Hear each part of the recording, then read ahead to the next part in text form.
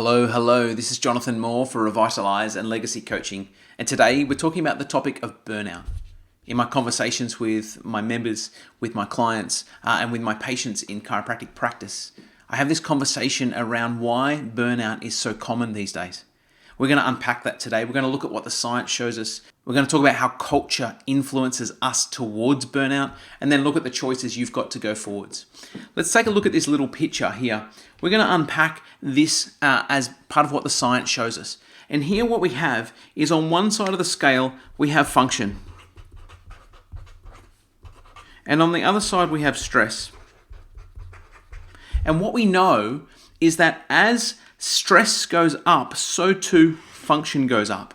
So we increase stress, we get more function, but we reach this point and we start to come downhill. And what this shows us is that as stress continues to go up, eventually function starts coming back down. So the key thing we want to look at is, are you on this side of the scale moving forwards, going in the right direction, or are you in fact on the other side of the scale where you're coming back down the hill, okay? And so we need to know where we are, because as we look at what happens over on this red side of the scale, what I call the red zone, we start to see that we get negative impacts around things. We get negative impacts around our work. Our work suffers when our stress goes up because our function has gone down. We notice our personal life suffers. And we notice that our health suffers. These three things, our work life, our personal life, and our health, are the costs of living beyond our threshold, are the costs of living in a place where stress is high. When I talk about health, we're not just talking about physical health, although we are talking about that. We're also talking about mental health and emotional health. And again, what we see is that as stress has gone up and we've gone above our threshold, we're now sitting in a place where our work, our personal life, our physical, mental, and emotional health are all going backwards.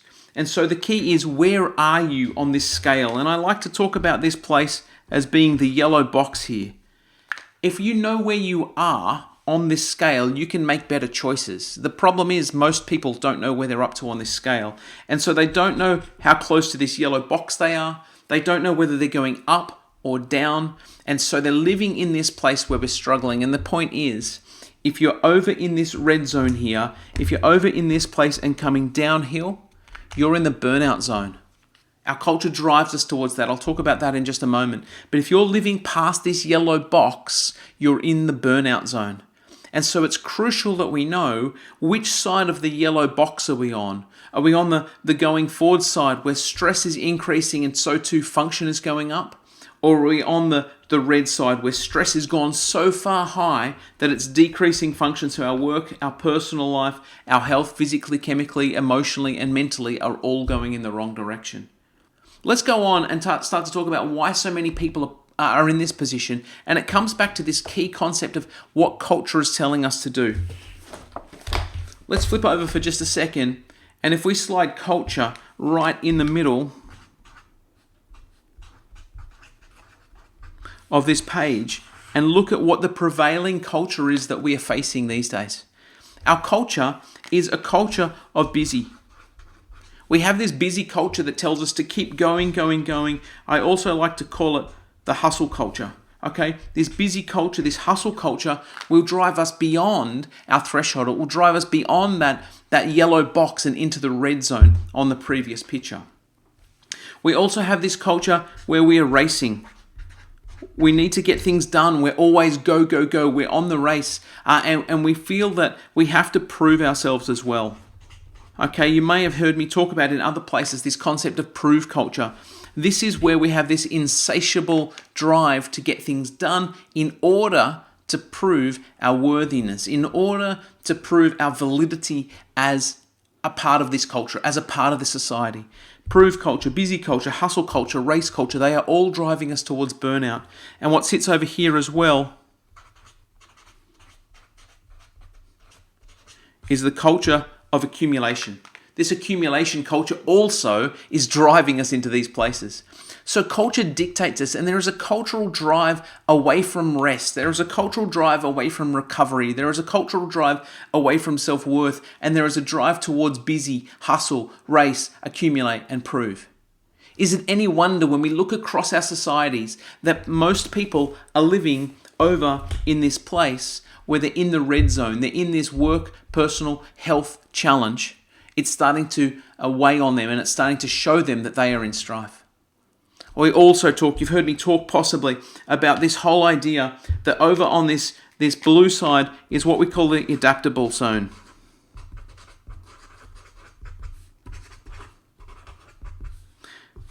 This is the adaptable zone over here. The red zone is the dysfunction zone.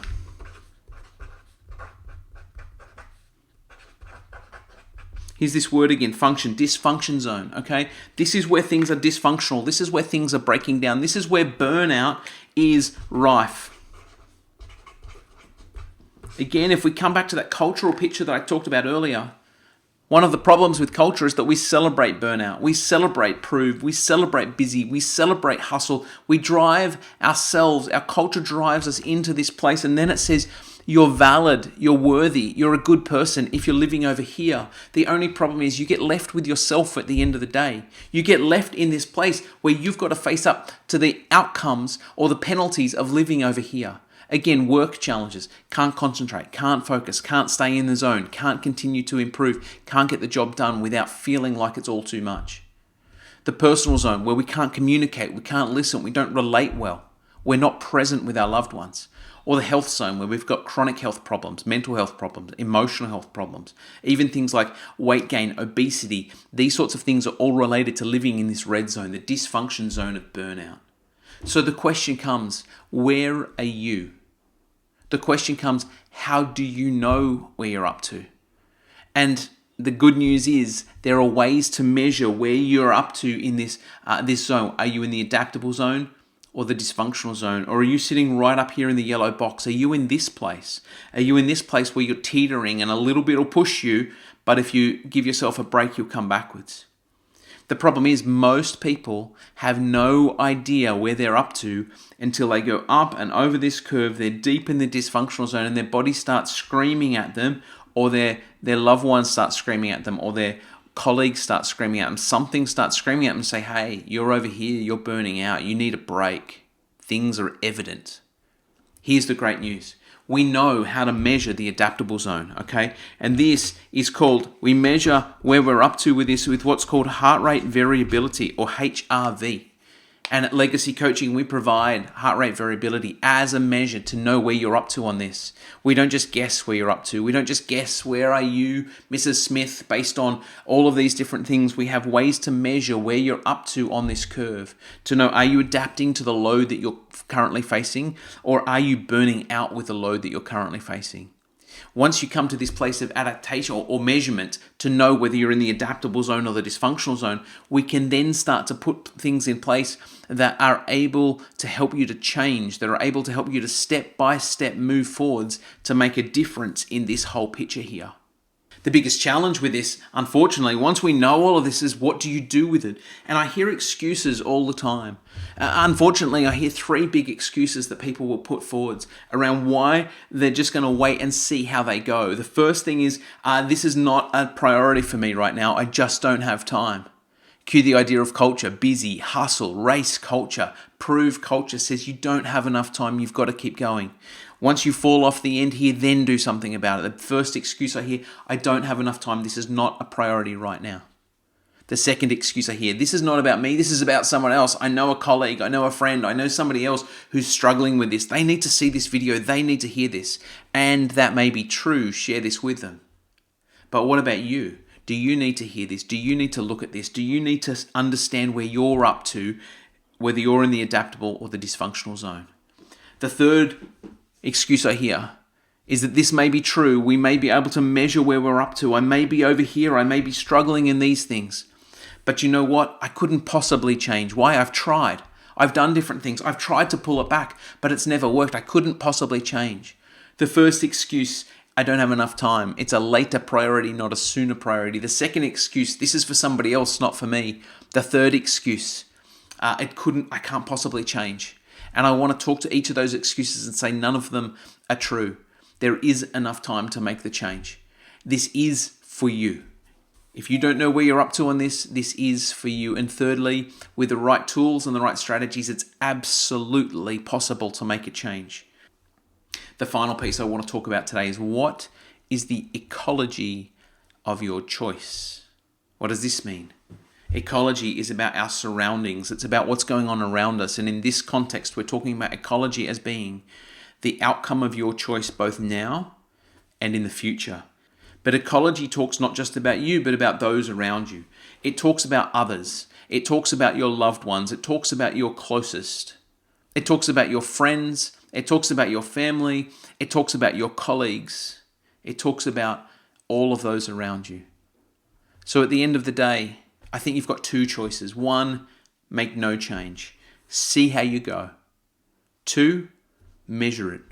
Understand it. Put a strategy in place.